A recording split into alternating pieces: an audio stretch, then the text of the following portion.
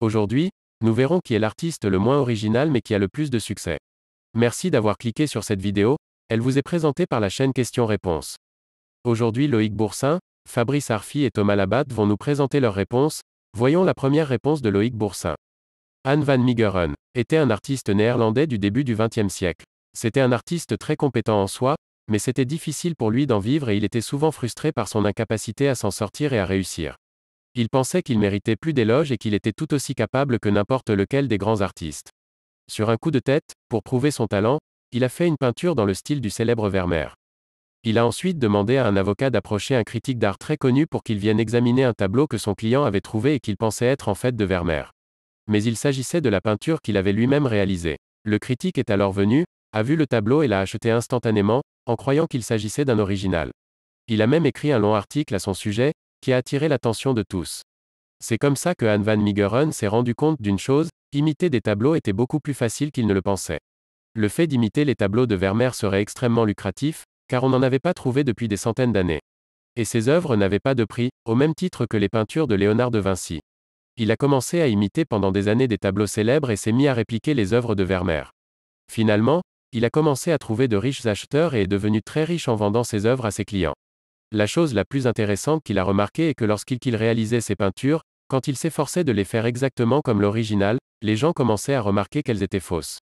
Mais s'il les rendait légèrement différentes intentionnellement, même d'un rien, alors tout le monde se mettait à dire oh et ah ah ah, comme s'il était en présence d'un tableau célèbre. Anne van Meegeren a alors commencé une course qui lui a rapporté 3 millions de dollars, 30 millions en dollars d'aujourd'hui, et lui a permis d'adopter un style de vie très luxueux. Ce petit manège a continué pendant des années. Personne ne l'avait pris la main dans le sac ou ne soupçonnait que les œuvres étaient des fausses. Mais comme pour beaucoup de choses, si ça paraît trop beau pour être vrai, c'est bien souvent le cas. Ce qui l'a confondu, c'est une vente au bras droit d'Hitler. Hermann Göring, qui était un grand collectionneur d'art assez riche, qui travaillait avec Hitler. Après la Seconde Guerre mondiale, Göring a été exécuté. Lors des procès de Nuremberg, un audit de ses finances a permis de le relier à van Meegeren. Van Meegeren a été jugé pour avoir aidé le parti nazi et sa vie était en jeu. Sa vie étant menacée, il a été contraint d'avouer avoir fait de faux tableaux. La petite histoire était terminée. Mais les juges ont commencé à penser qu'il mentait au sujet de cette arnaque qu'il avait réalisée. Pour prouver son innocence, ils ont même apporté une toile géante et il leur a montré exactement comment il avait imité les tableaux. Il a pu prouver que même s'il était un escroc, il n'était pas nazi.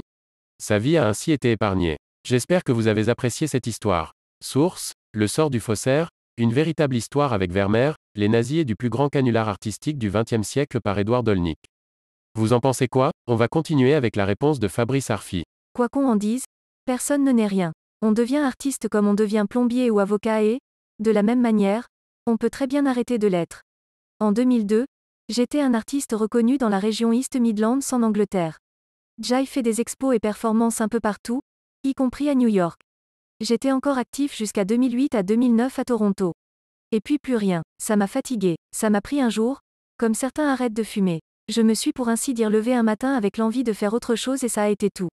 Ça ne veut pas dire que je ne suis plus créatif, loin s'en faut, c'est juste que j'ai tourné ces pages de ma vie sans aucun regret et que j'ai complètement arrêté de faire de l'art et que ça ne m'a jamais manqué depuis. Certains vous diront que l'art provient d'une passion plus profonde que la mienne, qu'au fond je n'avais jamais été un vrai artiste, mais rien ne pourrait être plus faux. J'étais aussi content d'être artiste quand je l'étais que je suis content de ne plus l'être à présent. Certains plaquent tout pour faire de l'art. Je l'ai fait et puis, 15 ans plus tard, j'ai à nouveau tout plaqué pour ne plus en faire. On va pouvoir continuer avec la réponse de Thomas Labatte. Pourquoi s'acharne-t-on à poser la question de cette façon? Non, on n'a de toute façon pas besoin de différencier l'artiste et l'individu.